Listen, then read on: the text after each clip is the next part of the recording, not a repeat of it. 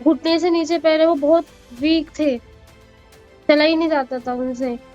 फिर 6-7 साल बाद मेरे कैलिपर बनाए गए, लोहे के शूज जो होते हैं वो हम्म। कैल तो उनको पहनाया गया। और जब सूर्य ग्रहण होता था तो मेरे पैर पूरी में दबाए जाते थे आधे।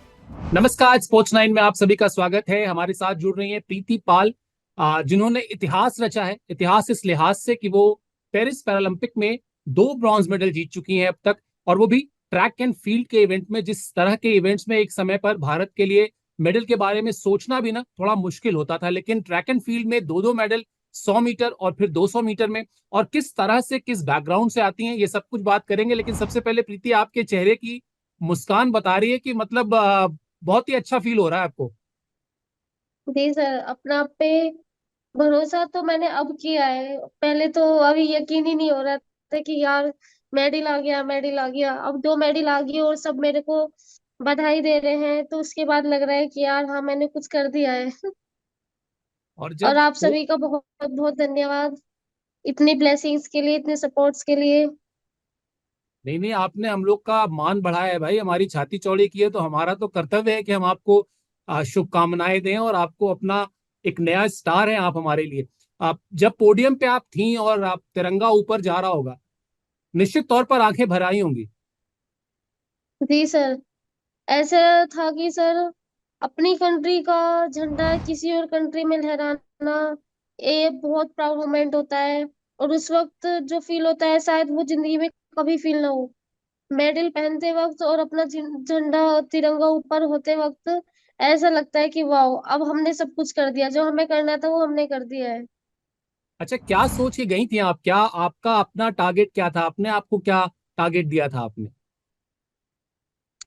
मेरा टारगेट यही था कि मुझे अपना पर्सनल बेस्ट करना है। तो जो भी हो वो देखा जाएगा, लेकिन अपनी कर्तव्य था कि जो हमने प्रैक्टिस कर रखी है, अपनी प्रैक्टिस को हमने इतनी प्रैक्टिस, हमने बहुत अच्छी प्रैक्टिस करके गए थे हम। ये तो था कि हम मेडल में है कि, लेकिन अपना पर्सनल बेस्ट करना है चाहे जो भी हो। कोच ने भी यही बोला था कि डरो मत। जैसे मुझे बहुत हेजिटेशन हो रही थी कि मैं बहुत डर रही थी क्या होगा कैसे होगा, क्योंकि मेरा एशियन में मेडल नहीं आया था, लेकिन वर्ल्ड से मेरे को कॉन्फिडेंट मिला था कि वर्ल्ड पैरा एथलेटिक्स में मेरा मेडल आया था। उसके बाद मेरा जो कॉन्फिडेंस लेवल था वो अप होता चला गया। तो यहाँ पे बस यही था कि अपना पर्सनल बेस्ट देना है। कोच ने भी बोला कि अपना पर्सनल बेस्ट दो, मैं उसमें खुश हूँ, मेडल आए या ना आए। अच्छा प्रीति, एक बात बताइए, मैं देख रहा था आपका जो बैनर लगा हुआ था, उसमें स्पेलिंग में एक एच लगा हुआ है। उस एच का कोई मायने है या क्या, कहानी क्या है इसकी? सर वो बाय मिस्टेक हो गया है। जो मेरा यहाँ का एक्रेडिटेशन बना था इधर, यहाँ पे एक एथलीट का जो बनता है, बिल्कुल। उसमें मेरा गलती से बाय मिस्टेक से एच लग गया था, तो वहां पे भी एच ही लगा हुआ आ गया, तो इसलिए प्रीति लिखा गया है। लेकिन मेरा नाम PREETI है, प्रीति। भाई मैं सोच रहा था कि उत्तर प्रदेश में तो PREETI ही होना चाहिए, वो THI कैसे हो गया है। खैर, आप जीतने के जी। बाद किससे किससे बात हो चुकी है? सबसे घर वालों से तो बात हो ही चुकी होगी। क्या 4-5 अच्छे जी कॉम्प्लीमेंट मिले आपको? सर, घर वाले तो इतने खुश है बहुत, और गांव वाले भी मेरे। मैं हासिमपुर गांव से हूँ, हासिमपुर मुजफ्फरनगर। वहां पे मैंने देखा सर, कल रात जैसे मेरी 200 मीटर स्टार्ट होने वाली थी, यहाँ के टाइमिंग तो 7:30 था, लेकिन अपना इंडिया का टाइम है 11:30 स्टार्ट हुआ था। उस टाइम भी मेरे घर के सामने ही एक बड़ा टीवी लगा के, जैसे पहले रहता था ना कि पहले किसी के टीवी नहीं होता था तो वहां पे टीवी लगा के सब वहीं पे पब्लिक आ जाती थी देखने। ऐसे हमारे यहाँ सब कुर्सी डाल के बैठे हैं, बहुत बड़ा टीवी सा लग रहा है, वहां पे मेरी रेस देख रहे हैं और बोल रहे हैं प्रीति भाग, प्रीति भाग। तो ये तो ये बहुत, मोमेंट देख के मेरे को बहुत प्राउड फील हुआ है सर। और प्राउड होने के साथ साथ बड़ा इमोशनल मोमेंट भी रहा होगा, क्योंकि ये जी। अड़ोस जी पड़ोस के सर। वो जी। लोग हैं जिन्होंने आपकी पूरी जर्नी देखी है। जी सर, उनमें से कुछ लोग ऐसे भी होते हैं सर, बोलते थे कि ये कुछ नहीं कर पाएगी, कि क्या ही होगा, कि ऐसी एक तो लड़की पैदा हुई, वो भी दूसरी, जो मेरे से बड़ी बहन है एक मेरी, मैं दूसरी हूँ, कि वो भी ऐसी पैदा हुई है। सब दुखी थे, लेकिन अब उन्हीं लोगों के मुंह पे बहुत मुस्कुराहट भी है और बधाई भी दे रहे हैं पापा को। ये बहुत अच्छी बात है। मैंने सुना कि लोग बचपन में कहते थे कि ये तो सेरिब्रल पाल्सी है, इसको इसकी तो शादी कैसे होगी। अब तो खैर ऐसा लगता है उन लोगों को मतलब मुंह पे ताले लग गए होंगे। जी सर, बिल्कुल लग गए हैं। कुछ लोग तो ऐसे भी हैं, जैसे सर मेरा मेरठ में भी घर है हमारा। हम क्योंकि गांव से सिर्फ पढ़ाई के लिए ही मेरठ आए थे कि कुछ करेंगे। मेरठ में तो ऐसा है कि लोग, शहर में ऐसा होता है लोग जलते भी हैं एक दूसरे से, उनको तो कोई खुशी ही नहीं है। लेकिन अपने गांव के लोगों को बहुत खुशी है, गांव में जो मजा है वो कहीं नहीं है। अच्छा, चलिए आप कुछ थोड़ा सा लोग हैं जो साथ है।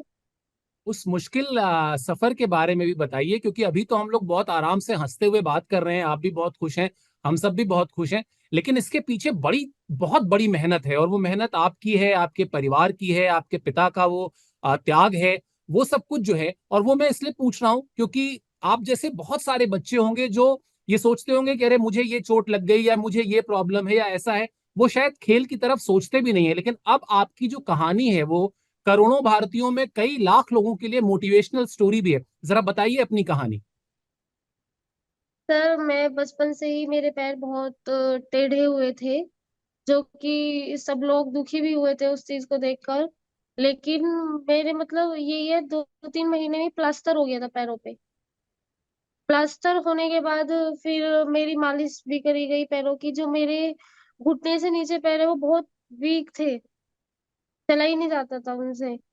फिर 6-7 साल बाद मेरे कैलिपर बनाए गए, लोहे के शूज जो होते हैं वो। हम्म। तो उनको पहनाया गया। और जब सूर्य ग्रहण होता था तो मेरे पैर पूरी में दबाए जाते थे आधे।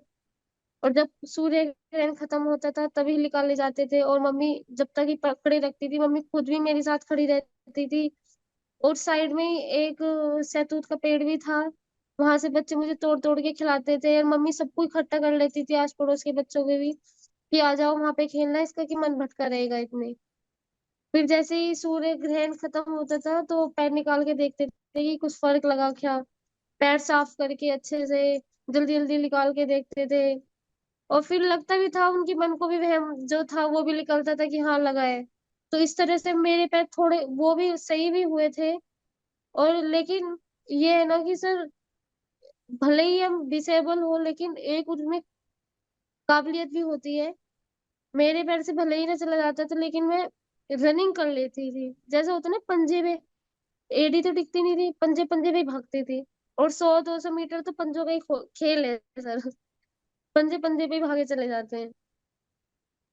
और अब मतलब एशियन गेम्स में मेरा 4th मेडल आया था। वैसे तो मैं, जैसे मेरी जो जर्नी स्टार्ट हुई थी वो हुई थी मेरठ कैलाश प्रकाश स्टेडियम से, जो ग्रास रूट लेवल पे गौरव त्यागी कोच थे मेरे। लेकिन मैं वहां तक एशियन गेम्स तक रही उनके पास। फिर उसके बाद जैसे एशियन गेम्स में मेरा 4th मेडल आया था, तो वहां से मैं थोड़ा डिसअपॉइंट थी कि यार मेरे को इतने साल हो गए हैं, अभी तक मेरा कोई इंटरनेशनल मेडल भी नहीं है। फिर मेरे को फातिमा खातून भी है, वो लेके गई थी दिल्ली, कोच गजेंद्र सिंह के यहाँ पे। और उनसे बात कराई, और उनकी वाइफ भी है सिमरन, वो भी, उन्होंने ही उनको बताया गज्जू भैया को कि इसको कराओ, ये बहुत अच्छी लड़की है, ये कर सकती है, ये बहुत मेहनती है, मैंने इसको दौड़ते हुए भी देखा है कि ये कर सकती है, तुम इसको कराओ। फिर उन्होंने मुझे कराया कि चलो सिमरन तुम कह रही हो तो मैं कर देता हूँ, कि वैसे तो मैं किसी लड़की को प्रैक्टिस कराता नहीं हूँ तुम्हारे अलावा, लेकिन तुम कह रही हो तो चलो कर लेते हैं। फिर बस उन्हीं से ही मेरी जर्नी स्टार्ट हुई। और उन्होंने जो मेरे में कमियां थी, उन्होंने मेरी कमियों को ढूंढ के उनको सुधारा। जैसे कि रनिंग में बैक मैकेनिक्स चलते थे मेरे, उन्होंने फ्रंट करवाए। और डाइट जो मैं कभी लेती भी नहीं थी उनमें सुधार करवाए, कि ये खाओ वो खाओ, कार्ब्स प्रोटीन, और प्रोटीन डाइट होती थी काफी, उस चीज में सुधार करवा के शायद मेरा आज मेडल आया है। सिर्फ उन्हीं की, इन तीनों की बदौलत है सर, जो कि आज मेरा मेडल आया है। मेरा बड़ा मन कर रहा है, अगर मैं आपके सामने होता तो बिल्कुल अच्छे से खड़े होकर आपको सैल्यूट करता। जिस तरह से आप अपनी कहानी बता रही हैं, जी। कितनी मोटिवेशनल स्टोरी है कि जिंदगी में आप चुनौतियां जो है उससे हार ना माने और आगे बढ़ते रहें, अपने सपनों पर भरोसा करें, अपने अपनों पर भरोसा करें, तो कैसे मंजिलें मिलती हैं। चलिए, आपने सब अच्छी अच्छी बात बताई, जरा अपनी कुछ शरारतें भी बता दीजिए बचपन की। कुछ आपको कभी डांट वांट पड़ी हो, कोई फिल्म देखने गई हो, कुछ ना कुछ बदमाशी तो करती ही रही होंगी। सर शरारती तो मैं बहुत थी। कभी जैसे मम्मी बोलती थी कि तू बहुत शरारती है, इतने थे 3 पले हैं जितने में तो तू अकेली पली है, इतनी शरारती की है मैंने। कि जबरदस्ती, जैसे मैं स्कूल से आ जाती थी, फैल जाती थी कि मम्मी मुझे खाना ला के दो, मैं कभी खुद खाना लेके नहीं खाती थी कि मुझे नहीं, आप ही ला के दोगे। और जो मेरी बड़ी सिस्टर है वो खुद बहुत ही वो तो कि आराम से कर लेती थी अपना सारा काम, कि चलो मम्मी मैं कर लेती, और मैं कि नहीं, खाट पे पड़े पड़े गुस्सा करती थी, रोती थी, बर्तन फेंक देती थी। तो ऐसी कभी शरारती तो थी कभी सर। पिटाई विटाई भी हुई? सर हुई है बचपन में, लेकिन अब तो नहीं कहते हैं कोई कुछ भी। अब तो कोई बोलते हैं वैसे कि भी नहीं हमारी कहेगा, बिटिया ने। अब तो आप सबके लिए स्टार है भाई, अब तो कोई कुछ नहीं कहेगा। नहीं सर, इससे पहले भी जैसे मैंने गेम स्टार्ट किया, मैंने खुद ने ही गेम किया था, मुझे कोई भी फोर्स नहीं किया था किसी ने भी।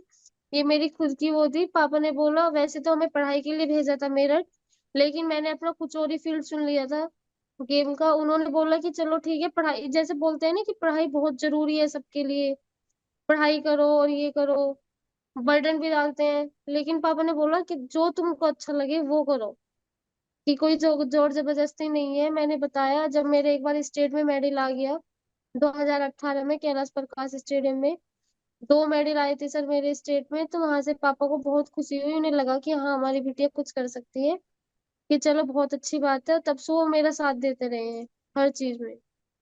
कभी कोई फाइनेंशियल चैलेंजेस भी देखे जो आपको याद हो? क्योंकि हमने पढ़ा कि कोई बहुत बड़ा मतलब दूध का काम करते हैं आपके पिताजी, और ऐसे में खिलाना, बच्चों को बाहर रख के पढ़ाना लिखाना, सर खेल की बहुत सुविधा। बड़ा नहीं है, बहुत बड़ा काम नहीं है वो, बहुत छोटा सा काम है, डेयरी है छोटी सी।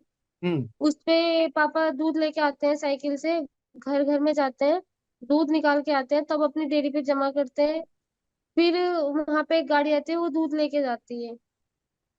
तो जैसे कि मतलब सर बहुत हुआ है, अब तो मेरे पापा डायबिटीज है, उनको शुगर है, शुगर के पेशेंट है, बहुत परेशानियां भी चल रही हैं, लेकिन अब सब ठीक हो जाएगा, पापा की आधी बीमारी ऐसी ठीक हो जाएगी अब। वो कोविड भी हुआ था उनको, कोविड में भी ये 3-4 महीने हॉस्पिटल में एडमिट रहे हैं, लेकिन सर अब तो सब ठीक है। पहले तो बहुत सारी प्रॉब्लम्स फेस किए। नहीं नहीं, भगवान करे सब कुछ ठीक हो, और सब कुछ ठीक होगा भी। जिसकी बेटी देश का नाम रोशन करके आ रही हो, उसके साथ पूरे देश की शुभकामनाएं हैं। बस आखिरी सवाल बताइए कि ये खेल कूद के अलावा कोई और शौक भी है? फिल्में उल्में देखती हैं? हाँ जी सर, कपिल शर्मा शो देखती हूँ सर मैं, वो बहुत फेवरेट है मेरा। मतलब उससे, उसको देख के तो एक पॉजिटिव आती है। हमेशा हमेशा खिलाड़ी को वो चीजें देखनी चाहिए, एक तो वो थका हुआ रहता है खिलाड़ी, और परेशान भी रहता है, तो उस चीज को देखो जिस चीज से हमारे फेस पे स्माइल आ रही है, हमारा स्ट्रेस रिलीफ हो जाए। तो इसलिए मैं कपिल शर्मा शो देखना पसंद करती हूँ सर।